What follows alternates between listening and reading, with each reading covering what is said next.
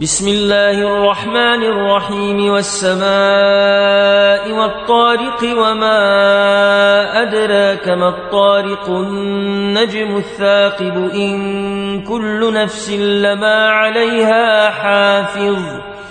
فلينظر الإنسان مما خلق من ماء دافق يخرج من بين الصلب والترائب إنه على رجعه لقادر يوم تبلى السرائر فما له من قوة ولا ناصر والسماء ذات الرجع والأرض ذات الصدع إنه لقول فصل وما هو بالهزل إنهم يكيدون كيدا وأكيد كيدا